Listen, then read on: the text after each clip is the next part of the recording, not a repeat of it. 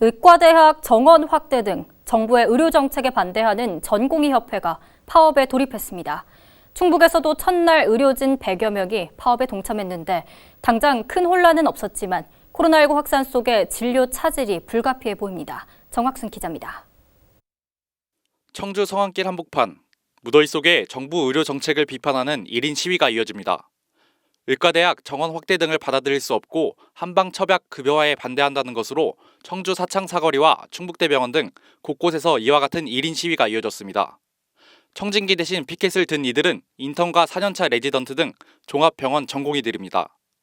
당초 집회를 열려던 이들은 서울 사랑제일교회와 광화문 시위 등에서 코로나19가 확산되자 1인 시위와 함께 이날부터 파업에 들어갔습니다. 정부가 아무 말도 안 듣고 우리 전문가들의 말도 듣지 않고 그냥 혼자서 의료 정책을 밀고 나가는 건 잘못이라고 생각을 하고 있습니다. 그래서 저희가 얘기하는 거는 의료 정책을 할 때 우리와 함께 얘기를 하자라는 그런 입장이고요. 의대 정원이 확대돼야 되는지 아닌지 그건 두 번째 문제인 거예요. 그러니까 일단 얘기를 하자는 건데 그게 지금 안 되고 있는 겁니다. 파업 첫날 충북에서는 100여 명의 전공의가 참여했으며 우려했던 진료 차질은 크게 없었습니다. 문제는 이 파업이 무기한 진행되는 데다 파업 규모도 시간이 갈수록 커진다는 겁니다.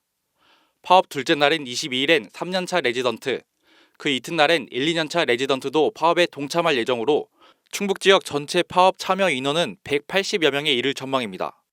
이렇게 되면 충북대 병원을 비롯한 도내 종합병원 상당수가 수술과 외래 진료 등의 차질을 빚는 것은 물론 코로나19 선별 진료에도 과부하가 따를 전망입니다.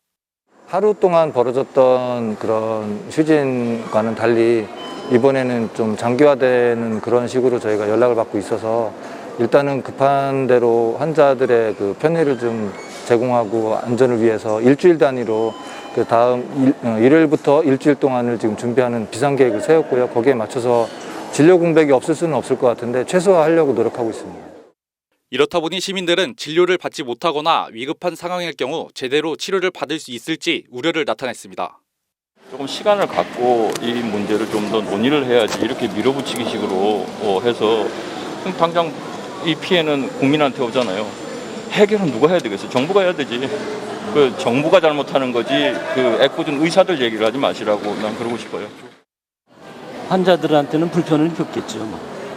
불편을 겪는데 그 의협의 단체에 대해서도 의견을 드려야 될 것 같아요. 이런 가운데 26일에는 전공의는 물론 전문의까지 참여하는 2차 의사 총파업이 예고돼 있어 의료 대란 우려를 키우고 있습니다. HCN 뉴스 정학순입니다.